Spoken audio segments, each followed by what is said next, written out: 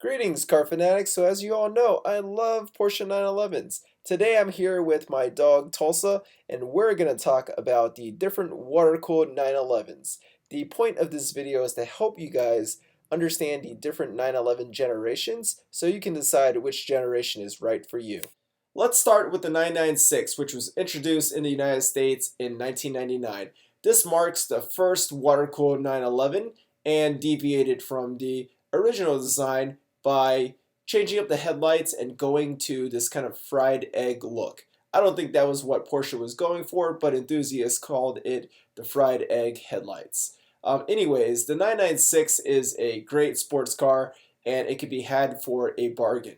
You can actually get one with less than 100,000 miles for only around $20,000. There is one downside you want to be aware of, and it is that the car can suffer from what we call the intermediate shaft bearing and the rear main seal. They actually had some flawed designs which actually would lead to catastrophic failures. Later in 2002, Porsche updated the 996. The Generation 2 features a redesigned front and rear fascias, giving the 996 a much more sleek look. While many don't like the unconventional headlights, I still think these are really great looking cars. In addition, Porsche did bump the engine up from 3.4 liters to 3.6 liter, and this resulted in a 24 horsepower increase and a 15 foot-pounds of torque increase. If you are going to go after a 996.2 over a .1, you can expect to pay anywhere between a $5,000 to $10,000 premium for the updated front and rear fascia and the bigger engine. For many enthusiasts, 2005 marks the return of the iconic 911. Porsche listened to consumer sentiment and brought back the classic shape, but with a modern twist. While the base 2 and 4 models retained a very similar 3.6-liter engine, Porsche gave the S models a power increase for the first time. These S models received a bigger 3.8-liter engine, producing 355 horsepower and 295 foot-pounds of torque.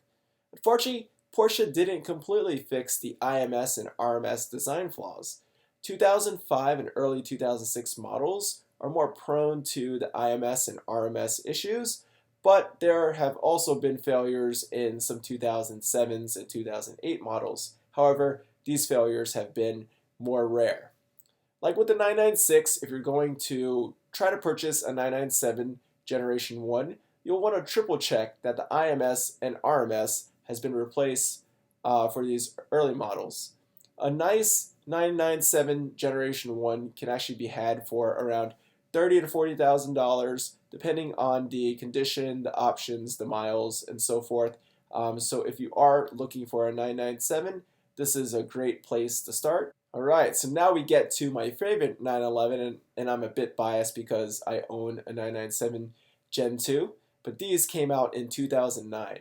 And Porsche not only resculpted the front and the rear to refresh the look, it actually introduced a lot of major changes to the car. Let's start with the engine. Porsche introduces for the first time a direct fuel injection motor for both the base and the S models, and this completely fixed the IMS and RMS design flaws.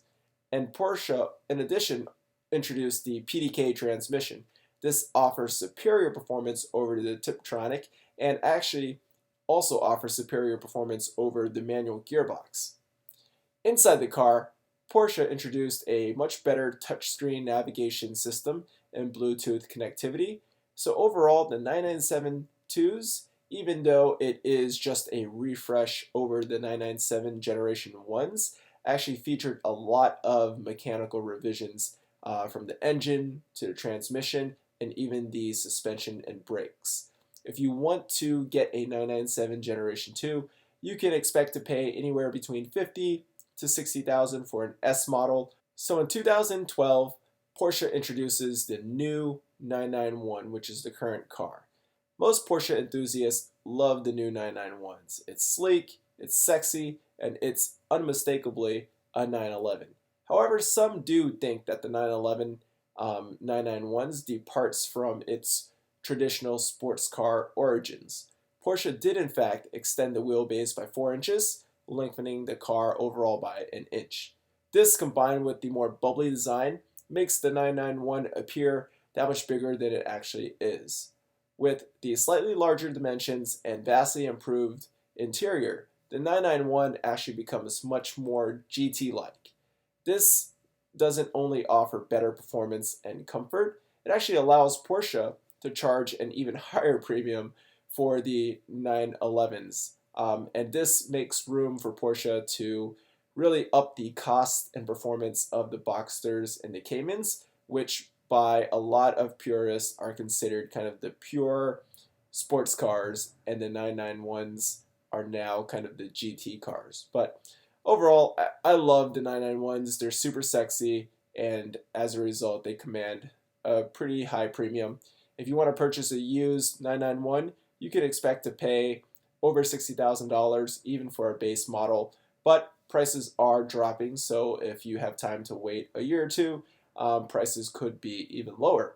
But it will be interesting to see how the new 991 Generation 2s with the turbocharged engines is going to impact the used market for 991s and even older 911s.